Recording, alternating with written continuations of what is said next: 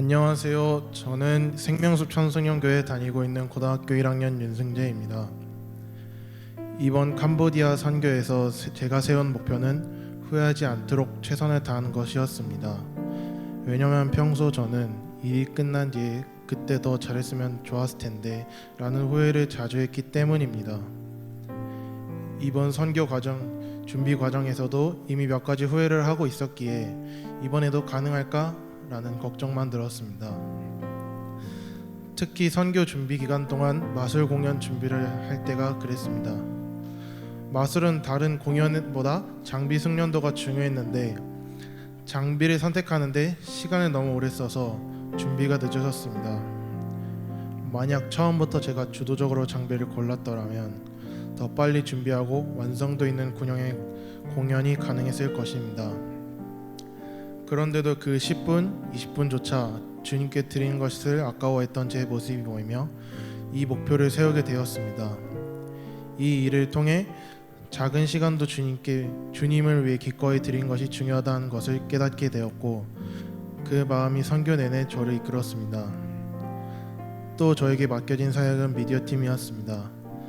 내가 무엇을 할 수 있을까 하는 고민에서 미디어팀에 지원하였는데 막상 사실 미디어팀이 다른 것보다 쉬울 것 같아서 선택하게 되었습니다.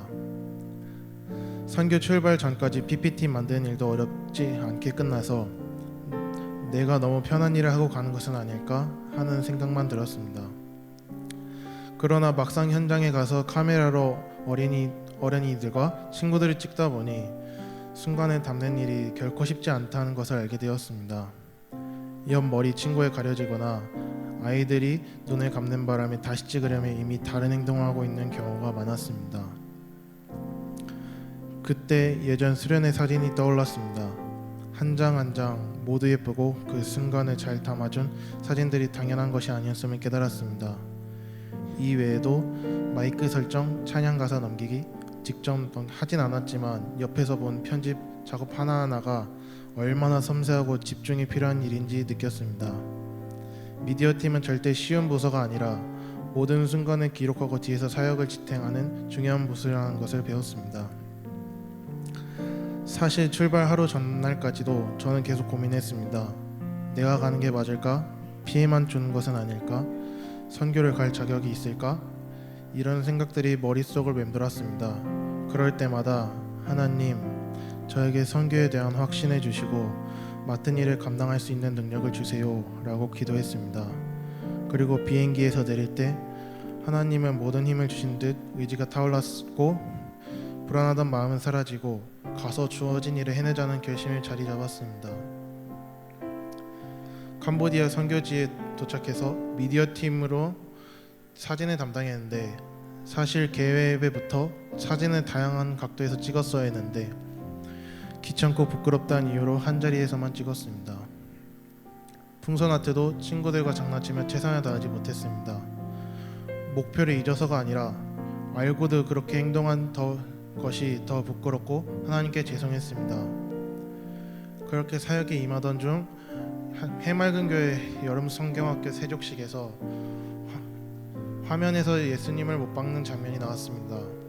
그 순간 나는 예수님을 못 박은 죄인인데도 하나님은 여전히 나를 위해 큰 계획을 가지고 계시고 나를 사랑하신다는 것을 깊이 느꼈습니다. 그런데도 그 계획을 무시하려 했던 제 자신이 부끄러워 하나님께 회개하며 눈물을 많이 흘렸습니다. 그때 기도회를 하면서 주님은 너를 사랑해라는 찬양을 부르는데 가사 중 널 향한 놀라운 계획이라는 부분이 하나님이 지금 제게 말씀하시는 것 같았습니다.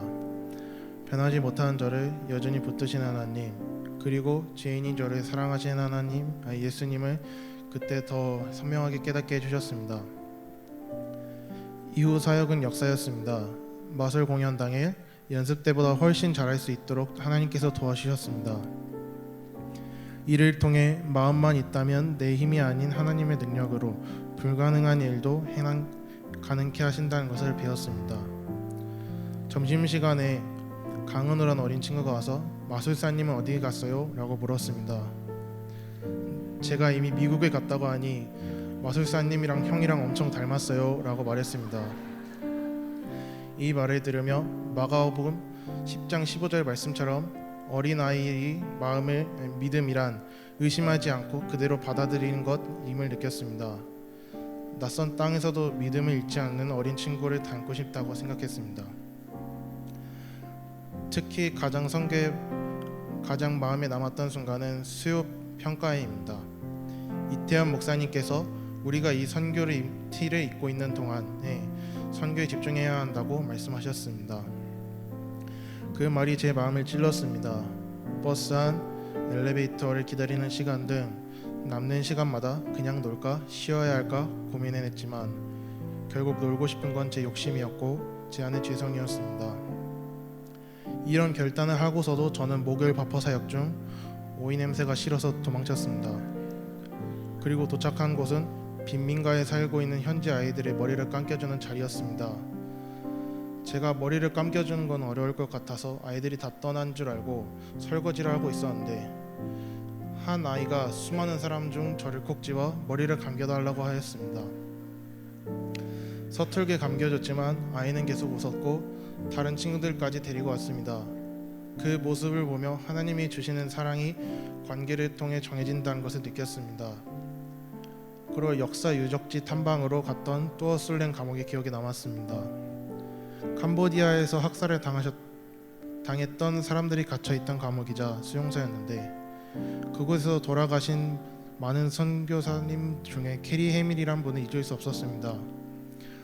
오스트레일리아에서 온 선교사님이었는데 그 절망적인 순간에도 캐리 해밀 선교사님은 모든 사진 속에서 웃고 계셨습니다.